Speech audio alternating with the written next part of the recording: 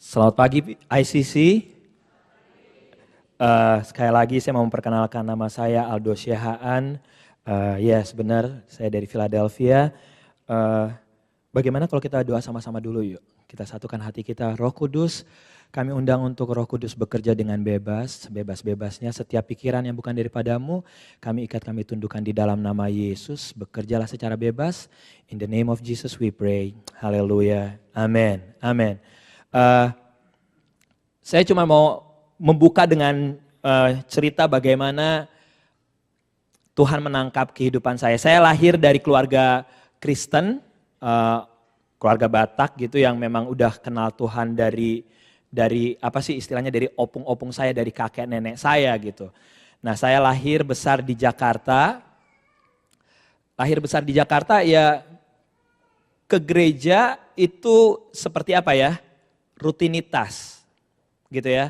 Ke gereja rutinitas plus gereja di mana saya bertumbuh di sana dulu yang saya attend, gereja yang ya, tipikal gereja Indonesia gitu ya.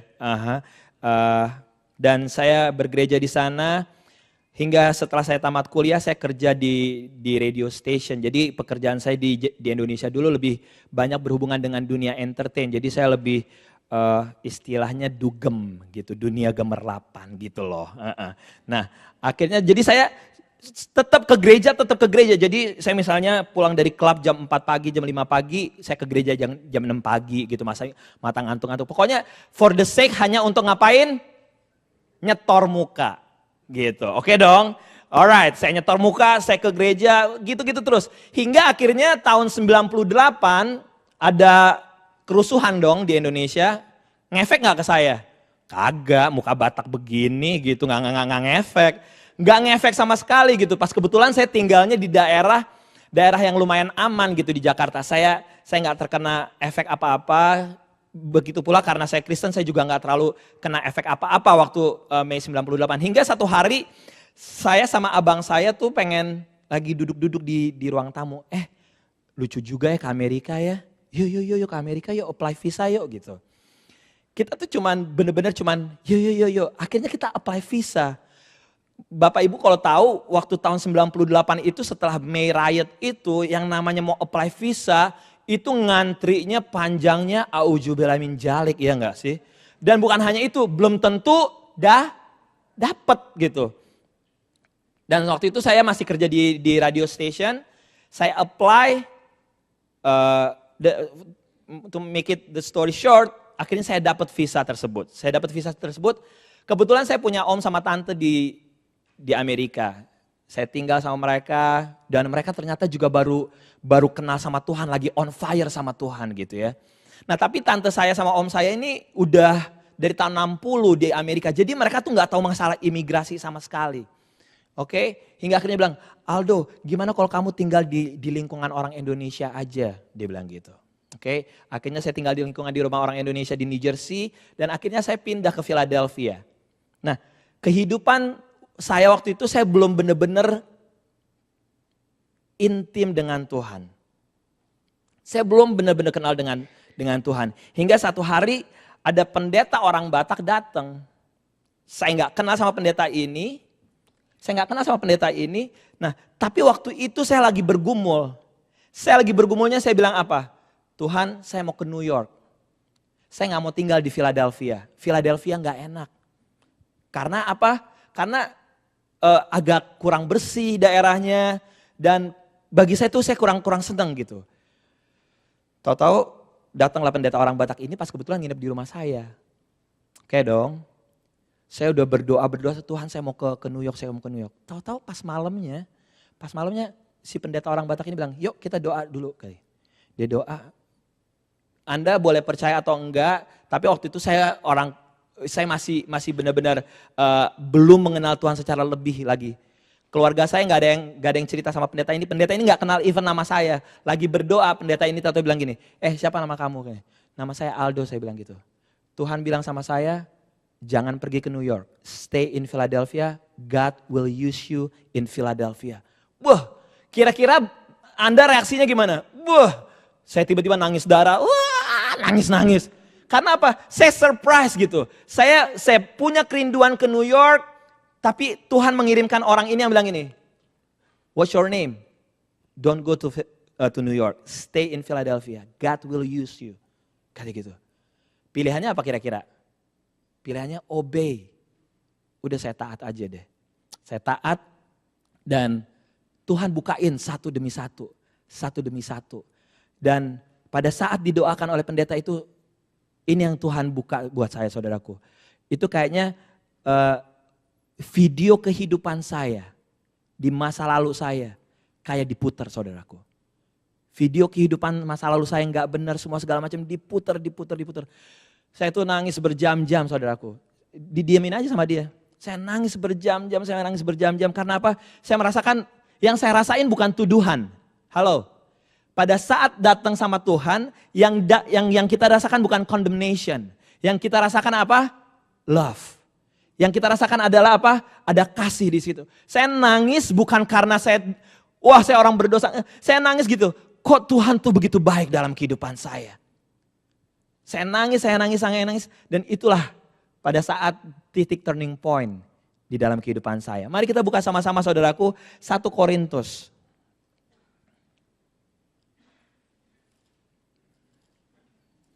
1 Korintus 6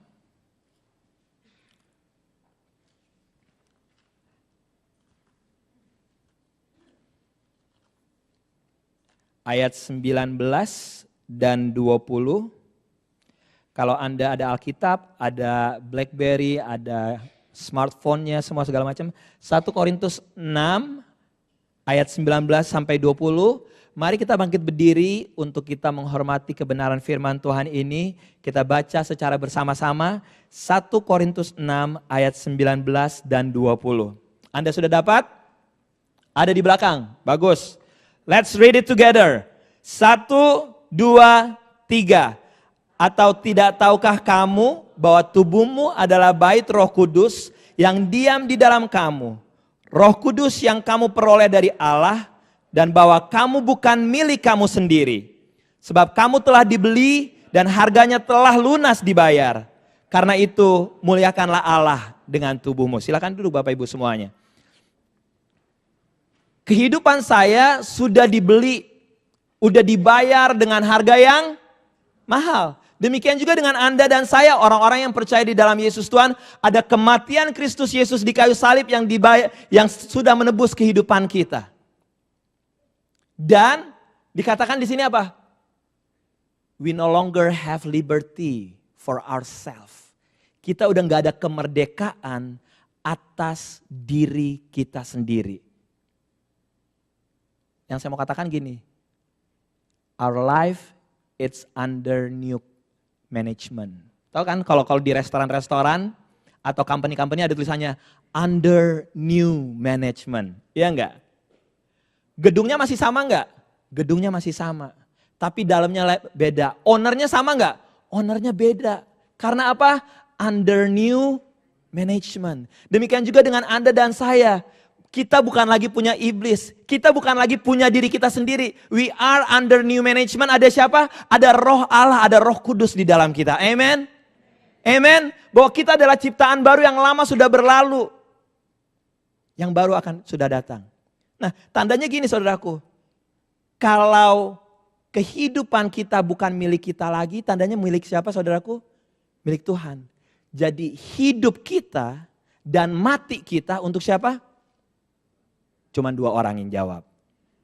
Kalau hidup ini punya Tuhan, tandanya hidup dan mati kita punya siapa? Cuman 10 orang. Kalau hidup ini punya Tuhan, tandanya hidup dan matinya kita punya siapa? Gitu dong. Bahwa hidup dan matinya kita punya Tuhan. We have no longer punya kebebasan untuk melakukan apa yang kita mau atas hidup kita. Nah, sebelumnya saya mau kasih tahu dulu. Korintus ini ditulis sama Paulus kenapa? Karena ceritanya gini. Kota Korintus tuh kayak New York istilahnya. Maju, banyak pendatang dari berbagai macam bangsa. Dan akhirnya, tapi firman Tuhan ini berbicara bukan untuk orang-orang yang di luar Tuhan. Ini berbicara untuk orang-orang yang kenal Tuhan, saudaraku. Karena apa? Paulus mendengar adanya laporan mengenai perpecahan. Adanya pertengkaran. Kalau Anda baca dari 1 Korintus 1 sampai 6 itu adanya bukan hanya pertengkaran, perpecahan. Ada saling menghakimi di situ. Dan juga apa? Ada skandal imoralitas.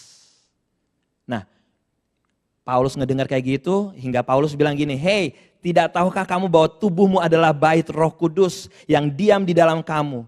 Roh Kudus yang kamu peroleh dari Allah dan bahwa kamu bukan milik kamu sendiri.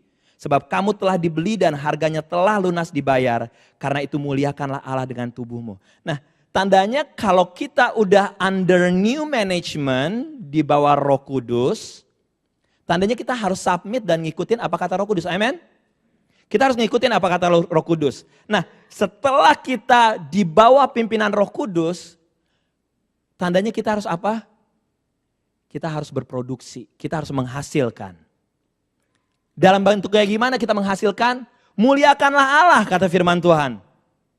Muliakanlah Allah dengan tubuhmu. 1, 2, 3, muliakan Allah dengan tubuhmu. Nah, saya merenungkan firman Tuhan. Tuhan, gimana sih memuliakan Allah dengan tubuhmu?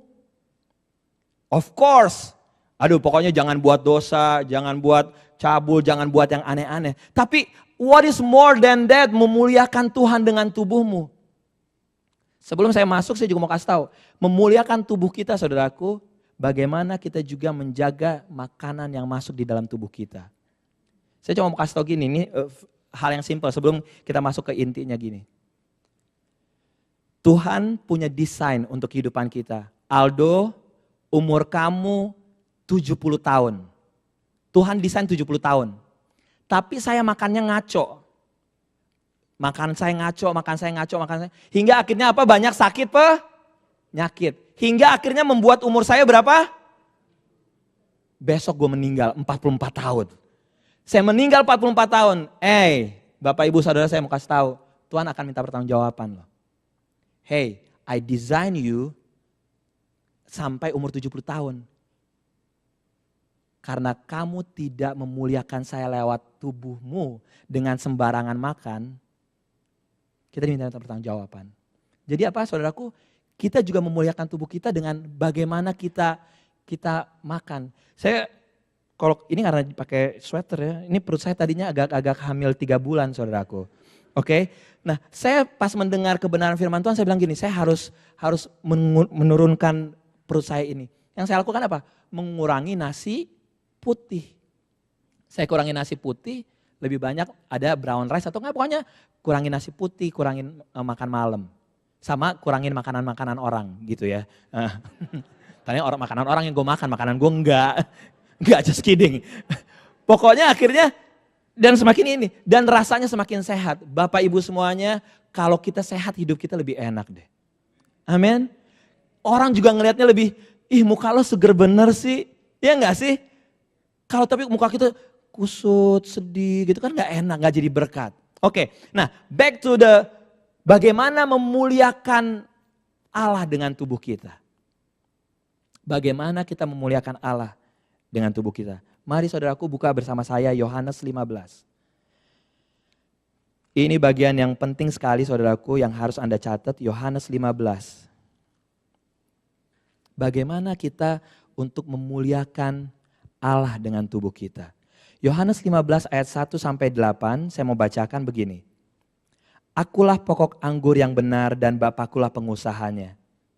Setiap ranting padaku yang tidak berbuah dipotongnya, dan setiap ranting yang berbuah dibersihkannya, supaya ia lebih banyak berbuah. Kamu memang sudah bersih karena firman yang telah kukatakan kepadamu. Tinggallah di dalam aku dan aku di dalam kamu, sama seperti ranting tidak dapat berbuah dari dirinya sendiri, kalau ia tidak tinggal pada pokok anggur. Demikian juga kamu tidak berbuah jikalau kamu tidak tinggal di dalam aku. Akulah pokok anggur dan kamulah ranting-rantingnya. Barang siapa tinggal di dalam aku dan aku di dalam dia, bagaimana? Ia berbuah banyak. Sebab di luar aku kamu tidak dapat berbuat apa-apa. Barang siapa tidak tinggal di dalam aku, ia dibuang keluar seperti ranting dan menjadi kering, kemudian dikumpulkan orang dan dicampakkan ke dalam api lalu dibakar. Jikalau kamu tinggal di dalam aku dan firmanku tinggal di dalam kamu, mintalah apa saja yang kamu kehendaki dan kamu akan menerimanya. Ayat 8 yang menjadi intinya saudaraku. Dalam hal inilah Bapakku dipermuliakan, yaitu jika kamu berbuah banyak dan dengan demikian kamu adalah murid-muridmu. Bagaimana kita mempermuliakan Tuhan? Ternyata begini katanya di ayat 8. Dalam hal inilah Bapakku dipermuliakan, yaitu jika kamu berbuah banyak. Katakan berbuah banyak.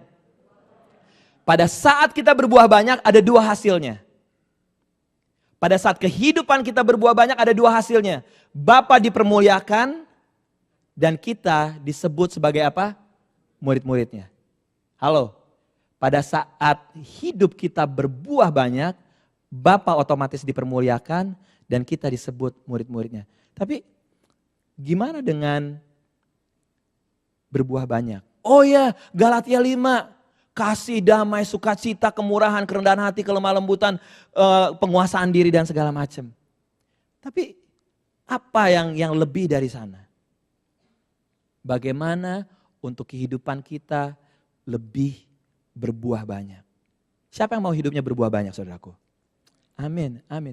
Karena apa? Pada saat hidup kita berbuah banyak, itu dia. Kita memuliakan Bapa di surga. Kita memuliakan Tuhan lewat tubuh kita. Ada beberapa hal yang saya mau katakan gini saudaraku. Yang saya pelajarin bahwa gini.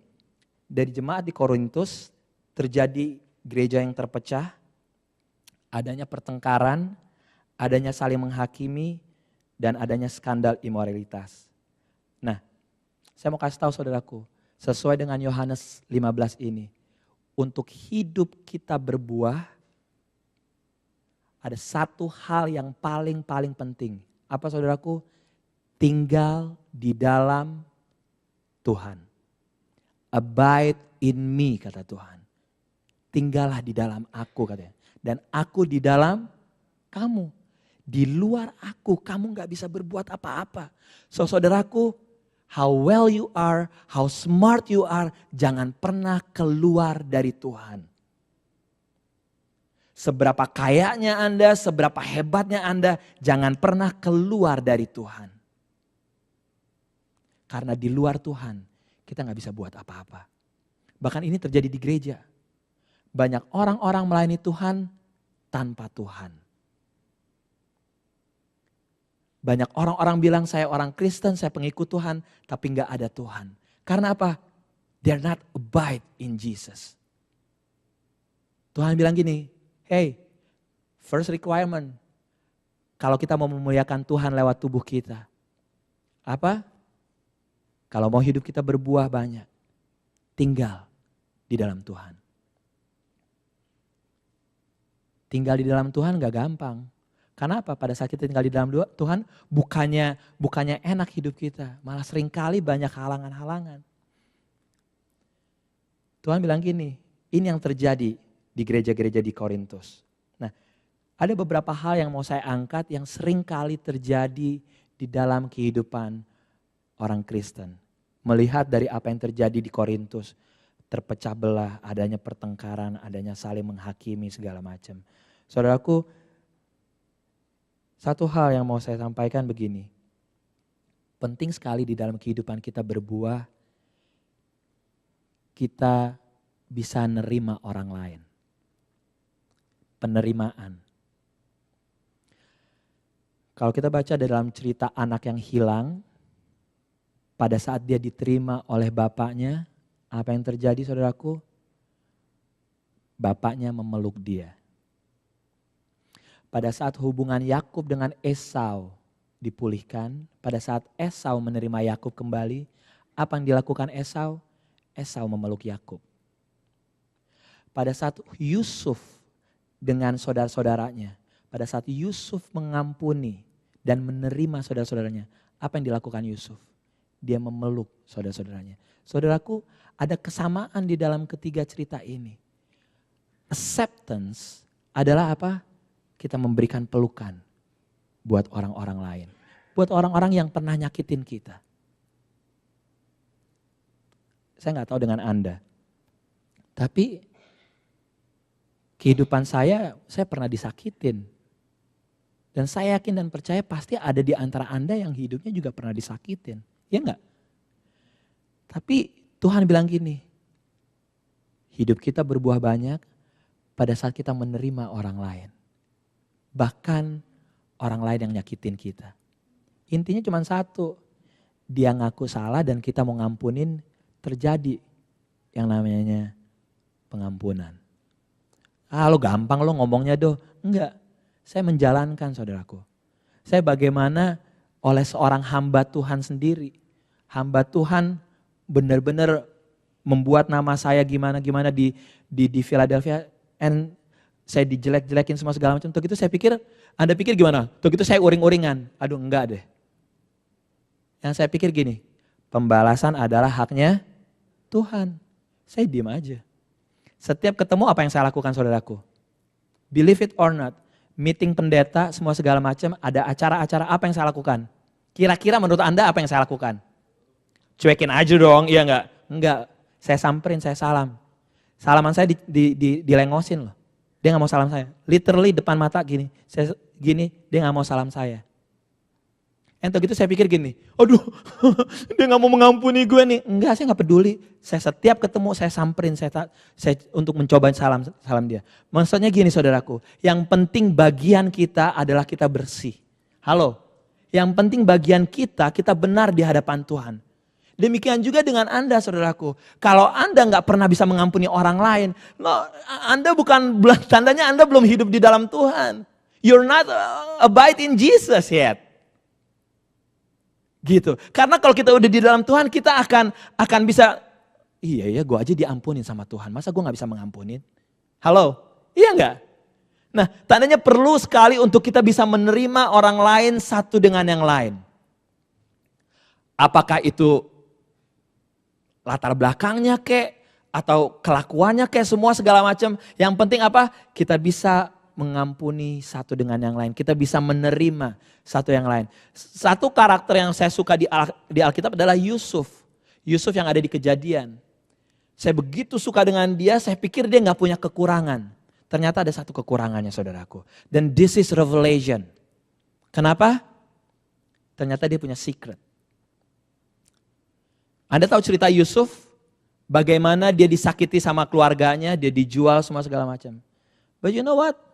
7 tahun kelimpahan dia memimpin bersama Firaun. 7 tahun kelimpahan dia pernah cari keluarganya enggak? Enggak pernah dia cari keluarganya. 7 years in abundance. Yusuf enggak ada sebersit pun untuk cari keluarganya.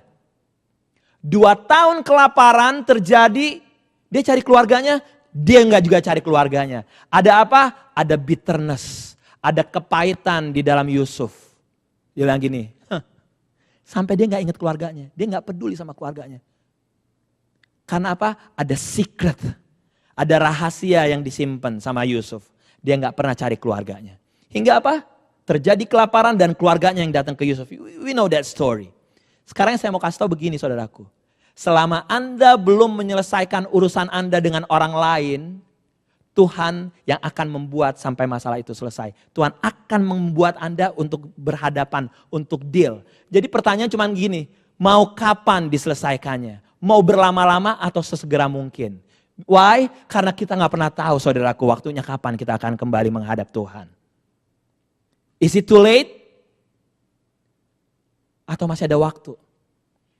Seberapa sakitnya kita disakitin sama orang lain? Apalagi, Bapak Ibu harus tahu yang namanya orang Batak bos. Orang Batak kalau udah yang namanya berantem, istilahnya begini, sampai ketemu di tanah kuburan. Maksudnya apa? Gak akan gue ampunin. Gila loh orang Batak loh. Aduh, bener loh. Aduh kalau masalah kayak gitu, belum lagi kalau berantem tuh bisa semuanya, kampung bisa berantem sama satu kampung. Nah, saudaraku, dan itu yang terjadi saudaraku. Yusuf gak mikirin keluarganya. Karena apa? Ada sakit hatinya. Nah, saya mau kasih tahu begini saudaraku. Sooner or later, Anda akan dibuat Tuhan untuk berhadapan dengan masalah forgiveness. Masalah pengampunan dan masalah menerima orang lain yang pernah menyakiti Anda. Saya nggak tahu kenapa Anda begitu susah mengampuni. Saya nggak tahu. Mungkin Anda bilang gini, itu udah bertahun-tahun. Tetap selagi ada waktunya, saudaraku. Selagi ada waktu. Ini yang saya lakukan di Philadelphia. Kalau orangnya ada di kota yang sama, samperin. Datang minta maaf. Kalau orangnya di Indonesia atau di luar negeri, SMS, telepon, minta maaf. Yang penting apa? Masalah dia mau terima atau enggak jadi masalah. Yang penting kita bersih di hadapan Tuhan. Menerima, mengampuni. Itu penting sekali. Nah, yang kedua yang saya belajarin juga adalah, karena apa? Dengan kita menerima dan mengampuni, kita menutup celah untuk si iblis untuk memecah belah, saudaraku. Hal yang kedua, berbicara mengenai menghakimi. Seringkali orang Kristen, ini jujur, saya baru bicara untuk orang-orang Kristen ya. Seringkali orang Kristen, kita seringkali gampang menghakimi orang lain. Very easy to judge others. Saya mau kasih ilustrasi begini. Ada satu ibu bawa 2 anak kecil. Dia masuk kereta, subway, dan subway-nya tuh lagi agak penuh. Dan 2 anak ini lari. Berisik banget. Sampai orang-orang tuh di gerbongnya tuh udah mulai, aduh nih ibu kok anaknya kok gak diurusin sih segala macem. Ya biasa kan kayak gitu. Kita tuh yang di subway itu, kenapa nih ibu kok gak gimana sih?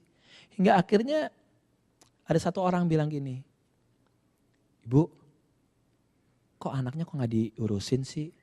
Ibu ini bilang gini, biarin aja mereka main, karena ini perjalanan kami menuju rumah sakit, karena ayah mereka meninggal dunia, dan saya gak tahu bagaimana ngomonginnya. Pada saat itu, orang yang ngomong itu, yang nanya akhirnya ngasih tahu kan, anak itu ternyata udah kehilangan bapaknya, ini mau ke rumah sakit. Akhirnya apa yang terjadi? Dari mulut ke mulut. Respon orang di gerbong itu menjadi gimana? Menjadi berbeda. Dari yang tadinya kesel sama 2 anak ini, akhirnya semuanya pada gimana? Main sama anak ini. Karena apa? Tahu bahwa anak ini akan tahu bahwa bapaknya sudah gak ada. What is the moral story? Apa message-nya? Seringkali kita gak tahu lengkap cerita orang lain. Dan kita gampang ngejudge orang lain. So stop judging others. Seringkali kita merasa lebih rohani. Seringkali kita bilang gini, gue lebih ngerti firman Tuhan bos. Tapi ini bukan masalah ngerti firman Tuhan atau enggak. Pada saat kita abide in Jesus, action kita, attitude kita, kata-kata kita berbeda. When you abide, waktu kita tinggal di dalam Tuhan dan Tuhan di dalam kita, action kita berbeda, attitude kita berbeda, kata-kata kita keluar yang berbeda. Saudaraku, ayo, seringkali kita belum mendengar ceritanya secara the whole picture, tapi kita langsung judge others. Ayo, kita sama-sama bangun kehidupan kita untuk stop judging others. Stop menghakimi satu dengan yang lain. Pertama, kita harus mengampuni dan menerima satu dengan yang lain. Kedua, mari kita stop menghakimi satu dengan yang lain.